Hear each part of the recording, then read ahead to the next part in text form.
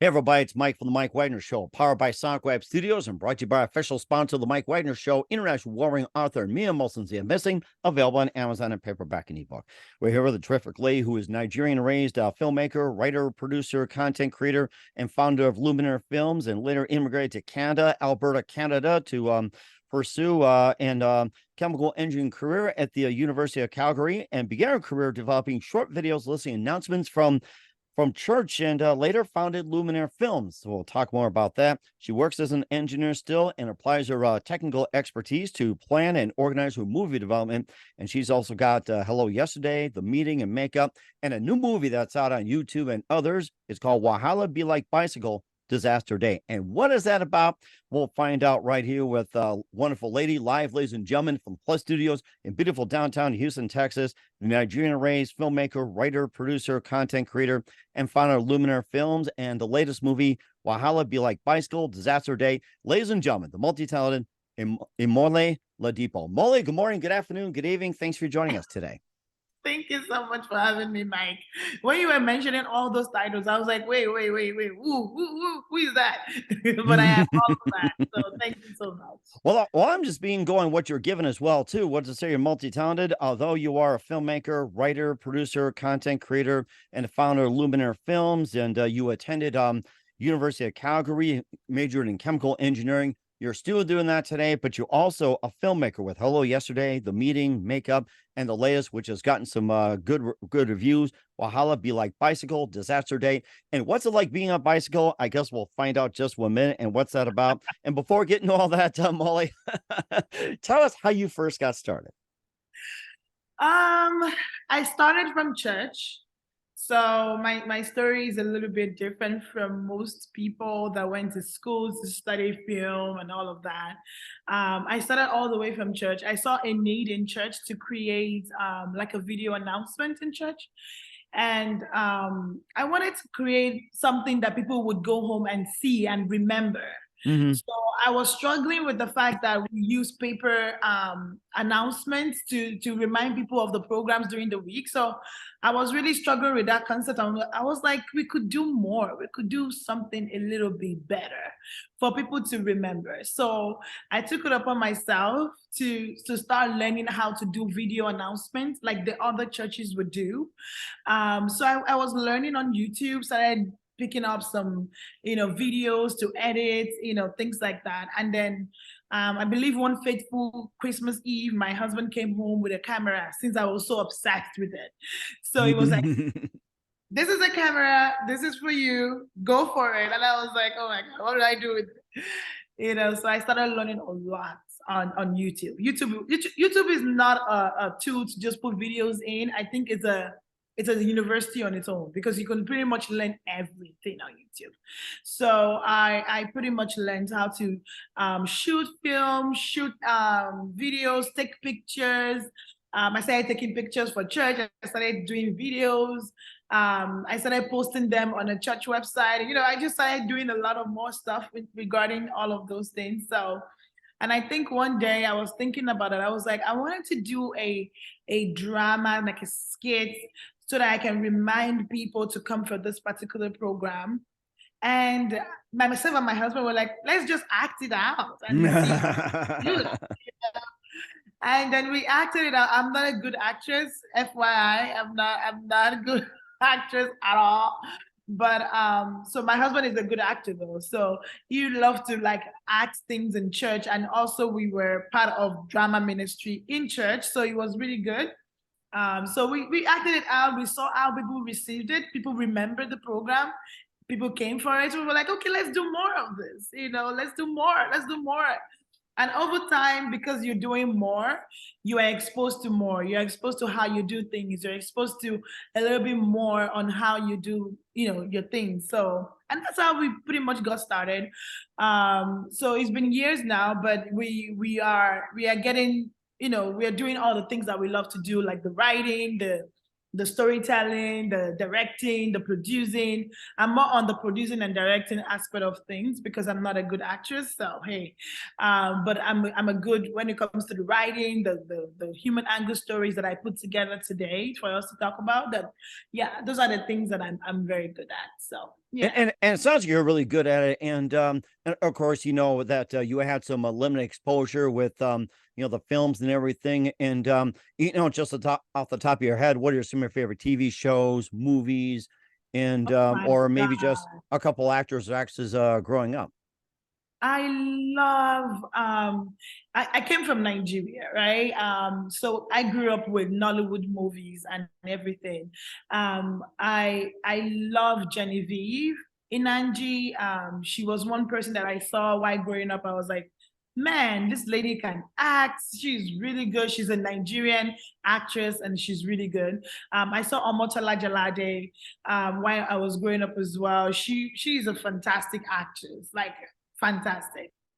I grew up with a lot of good known actors and actresses that I looked up to while I was growing up in Nigeria. But when I moved here, I started seeing the likes of Tom Cruise, and I'm like, oh my god, and I started like noticing Viola Davis. Viola Davis is phenomenal actress, and then I started comparing myself. I'm like, one day I'm gonna be like Shonda Rhimes, I'm like, one day, because she's phenomenal. She's just, everything is just spot on, So, and then there are beautiful directors also in Nigeria that I really, really want to be like Bearden Stevens.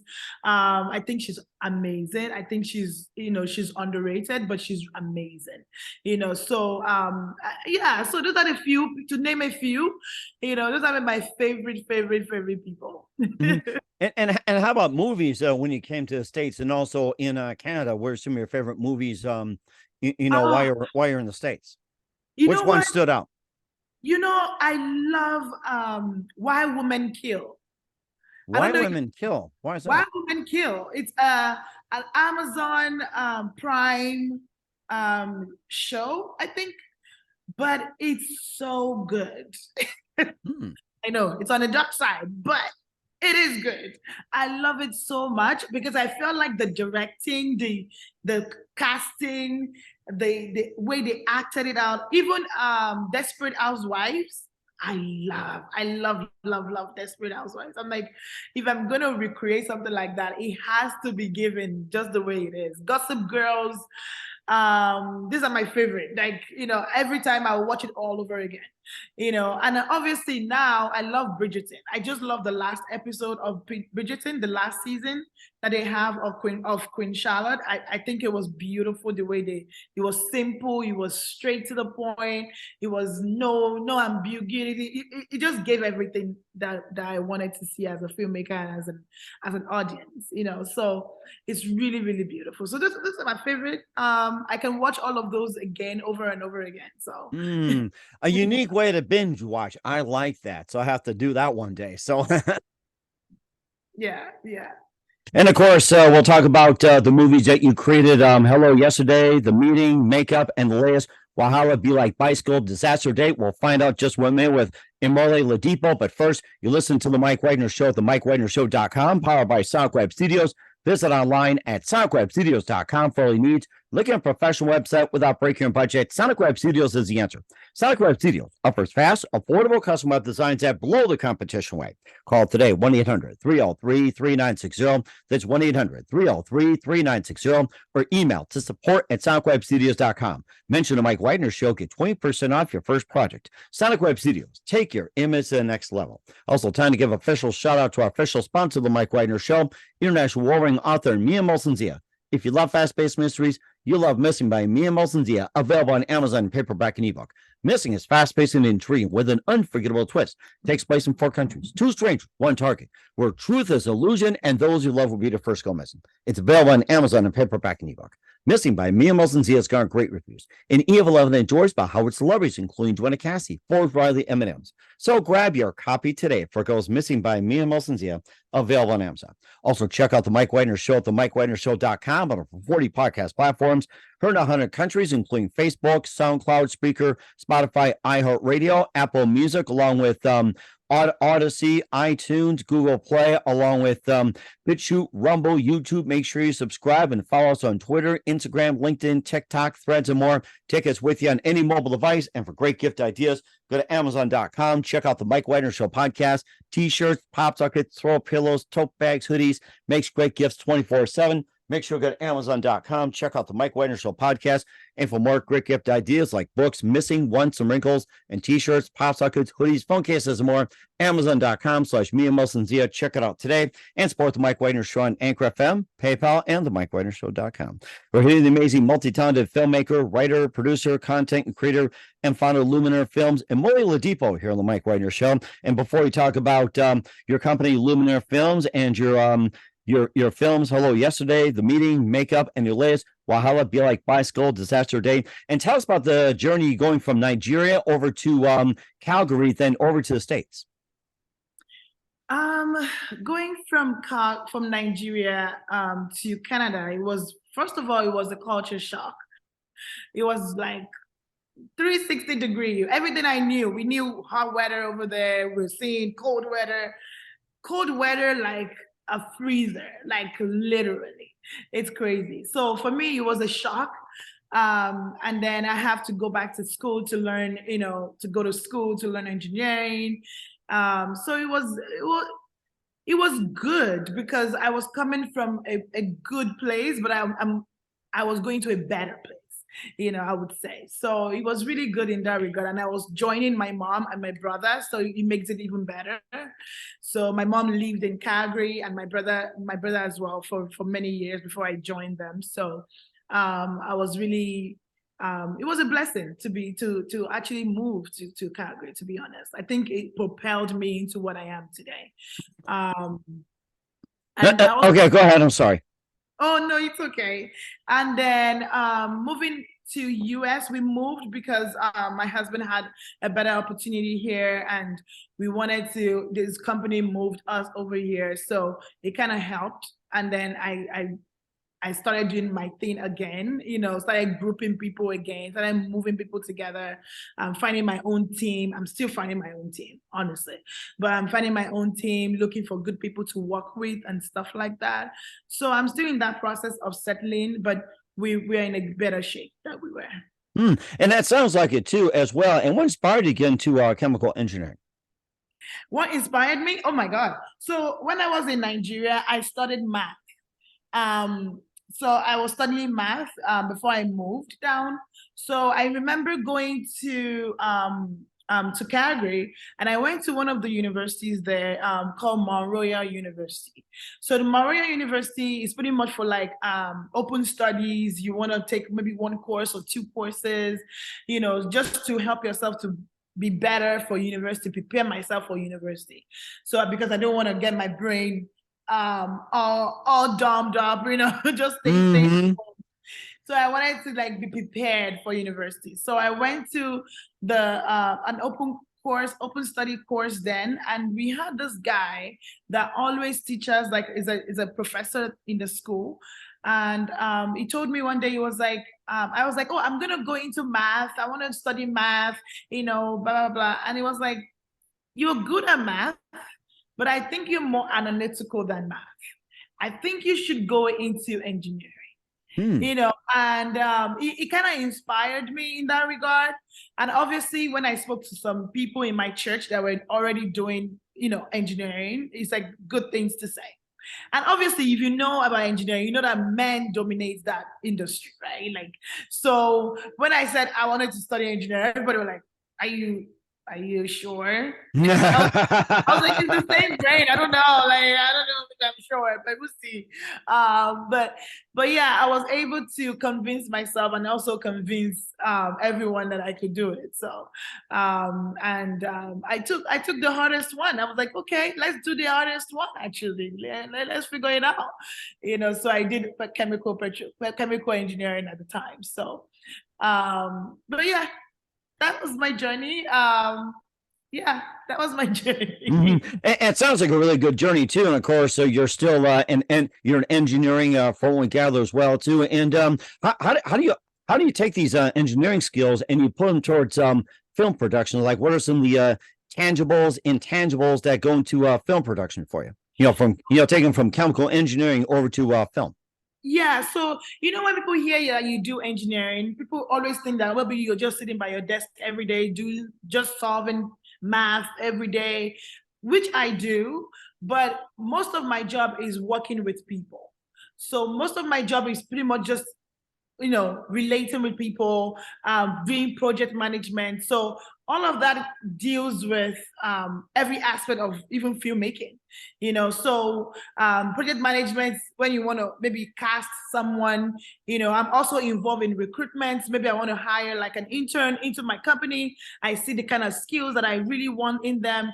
I use that kind of skill. I develop that skill to do casting for my roles, So everything kind of works out in that way because no skill is wasted in a way. So there's no skill that is wasted in a way. So it's like project management when you're on sets, how do you undo people? How do you deal with people? How do you keep them motivated? How do you, even after the shoot, how do you keep people motivated? Maybe there was a part that you didn't really like so much and you want everybody to come back and record that. How do you get them back? How do you form a good relationship with people? Because at the end of the day, that's what matters, right? So that's how it was able to translate. Obviously, the creative part was a part of me that I didn't even know was there until I started doing filmmaking in church and I started writing my own scripts and I started seeing I made a lot of mistakes. A lot of mistakes brought me here. So I'm really, really glad that I made all those mistakes and I'm not making them on big dollar, maybe Netflix movie in the future. So it's okay now. It's okay to make those mistakes now because the moment I get on Netflix and I start being one of Netflix directors, I don't want to make those mistakes. So it kind of helps me right now. So yeah, that's how engineering kind of translates into what I'm doing and the analytical skills in terms of maybe meeting people and thinking about it strategically instead of just from the emotional standpoint. So it kind of helps to think about things strategically versus emotional. Yeah. That is rather interesting. When you talk about analytical, I was thinking about maybe like, crunching numbers, budgets, and everything like that, how much it costs and everything, right? And plus you also translate into a few films as well, too. You had Hello Yesterday, The Meeting, and Makeup, and tell us about those films. What inspired you to to do those films? So films for me comes from my growing up. So my growing up, I didn't grow up with money, right? I mean, now I'm an engineer, so my husband is my bank account, but hey. Oh, that's good to know. It's like, you don't need to go to an ATM and say, hey, can I borrow this? It's like, plug your card in or something. Like, can I borrow your card, please? I'll press in my PIN number for you. Here, there, go. Yeah, but I didn't grow up having money,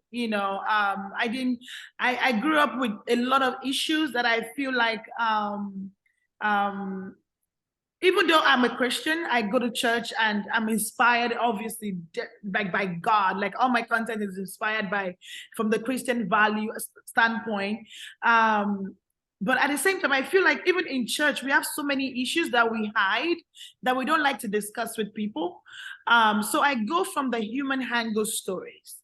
So I go with stories that people don't like to talk about. People feel uncomfortable to talk about.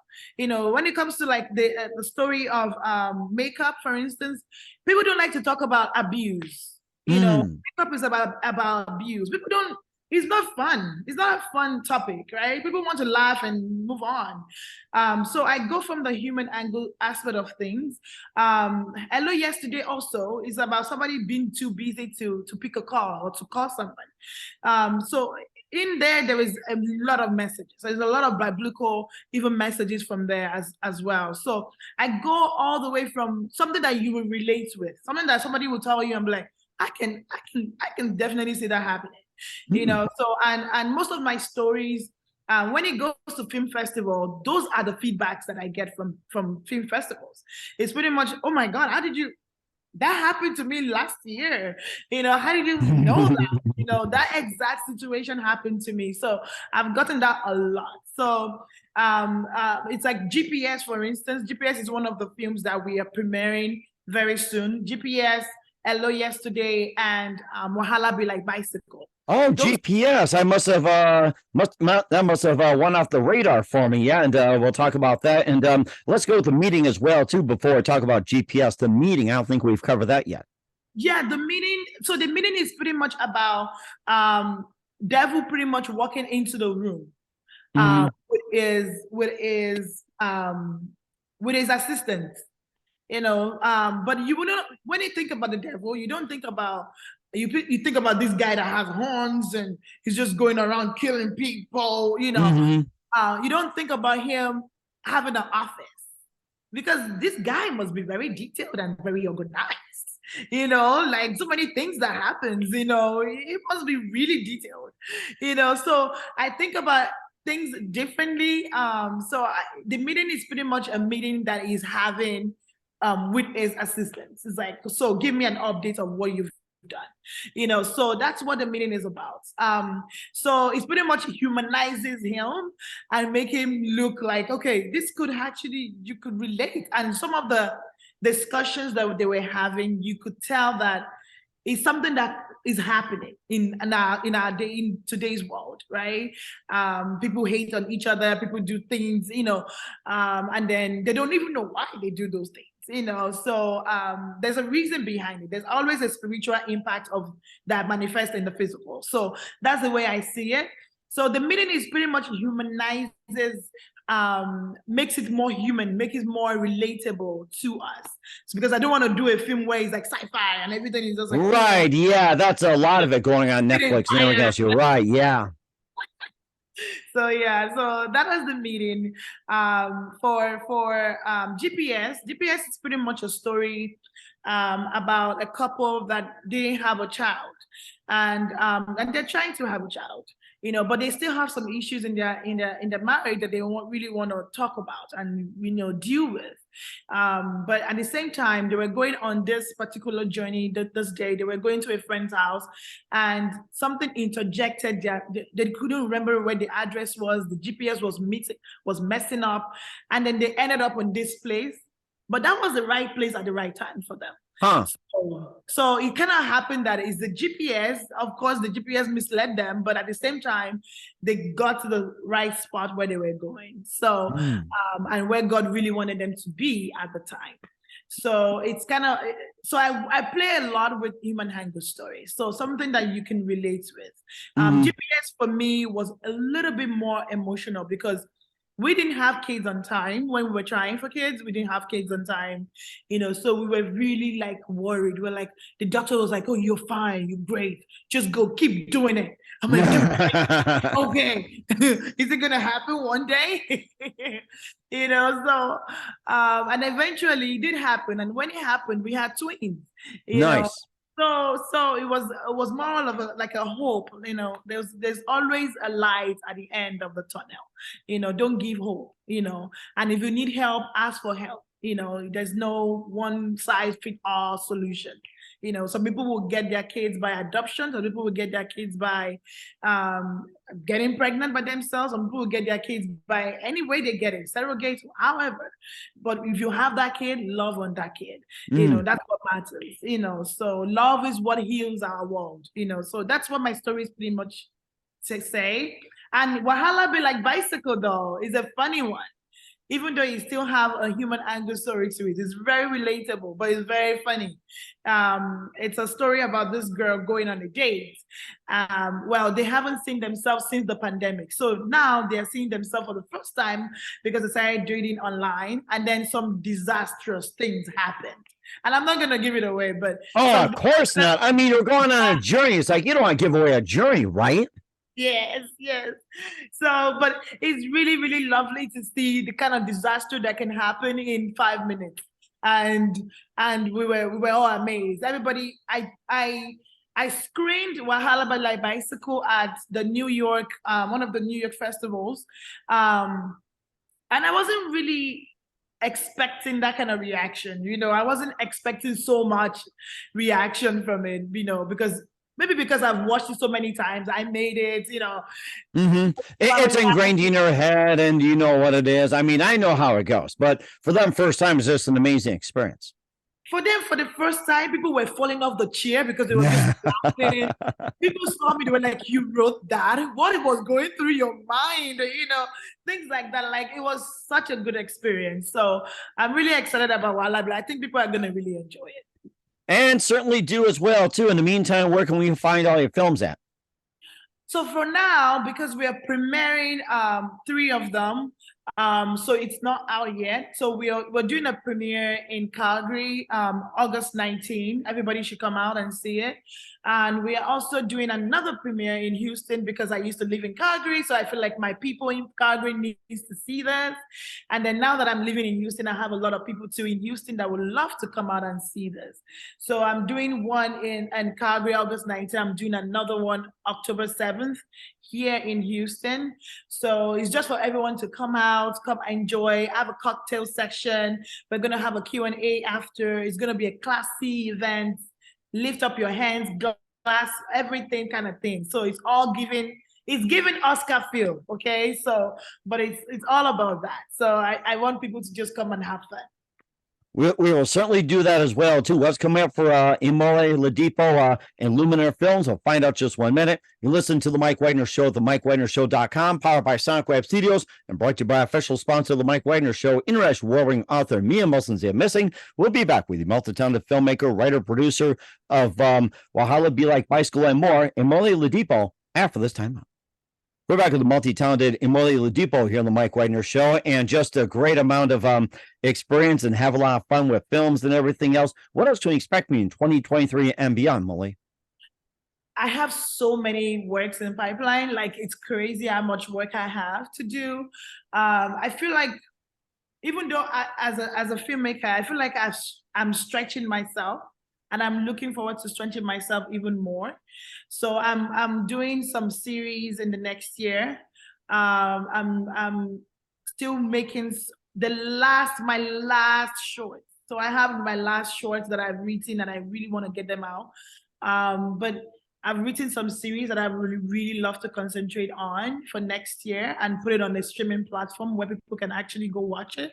And then I'm working on a feature film as well. So, but feature film probably will come beyond, but definitely it would come one day. And one day indeed, and we're certainly looking forward to Molly. And who do you consider biggest influence in your career? Who is my biggest influence? Yes. In general. Okay. My biggest influence would be my grandma. My grandma, now she's passed, but my grandma made a huge impact on my life personally. She is like that bedrock where all of us kind of rest on, because she really sacrificed so much for each and every one of us, you know, to be here today. She'll wake you up, she'll pray with you, pray for you. You know, and everything you tell her, it's like always new. It's like so exciting. Like, it's just like, oh my God, we're gonna do this. We're gonna do this, you know. So I'm really sad that she won't be here to see my premiere, but I'm also happy that she raised us to be independent and be able to stand on our grounds and be able to forge ahead and be able to have God as our anchor, because she really taught us that if you have God, you have everything. You know, and no matter how much you feel like you don't have, you have enough. You know, you have enough, and that enough is everything. And God she knows how to manage things. My grandma is just a person that she doesn't have so much, but she knows how to manage things. So she really passed that along to us, that you can be satisfied now, you know, rest on God, you know. So yeah. So that will be my biggest cheerleader. I know she's not here, but that will be my biggest cheerleader. She's probably smiling by now as you mention it, and God bless her on that one. And what's the best advice you can give to anybody at this point? Yeah. Sorry, say that again. What is the best advice you can give to anybody at this point? Do not be conformed. do not be conformed by your own self, because sometimes when people say, when it's easy for us to say, oh, people tell me not to do this and all of that, but sometimes you listen to your own voice. The Bible says by the renewing of your mind. That means renewing has to be continuous tense. That means every day you need to wake up and say, I need to renew my mind. Someone said something to me one day.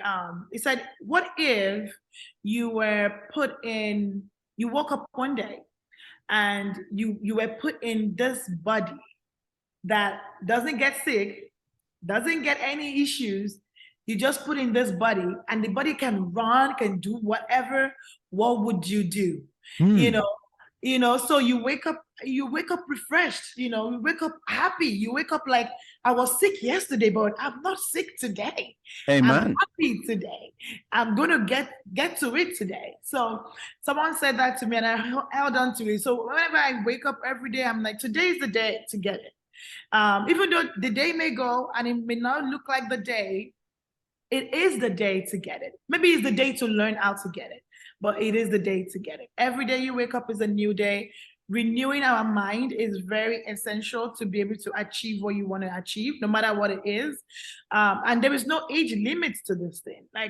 I think somebody must have lied to us that you have an age limit. There is no age limit. You could do whatever you want to do at the time that you want to do it. And God bless everybody. Thank you. And that is perfect. Very perfect advice. I love that. We're here with a multi-talented filmmaker, writer, producer, Imole Ladipo here on the Mike Wagner Show. Imole, a very big thank you for your time. You've been absolutely fantastic. Looking forward to having you again soon. Keep us up to date. Keep in touch. Love to have you back. Once again, what's your website? How do people contact you? Where can people purchase or check out your films? So I'm on Instagram. I'm very active on Instagram. So I'm on Instagram as Lumiere Films, the Lumiere Films. So TheLumierefilms. So the Lumiere Films. So Lumiere is a French word for illuminate. So the Lumiere Films. I'm on Instagram. So everybody can come on my Instagram, message me, say hello, say hi, tell me what you love best about my posts or about my films. I'm always ready to chat about it. Yeah. And we'll certainly check you out as well. Once again, Imole, a very big thank you for your time. You've been absolutely amazing. Looking forward to having you again soon. Keep us up to date. Keep in touch. Love having you back. Wish you all the best. And Imole, you definitely have a great future ahead of you. Thank you so much. Thank you. And thank you for having me.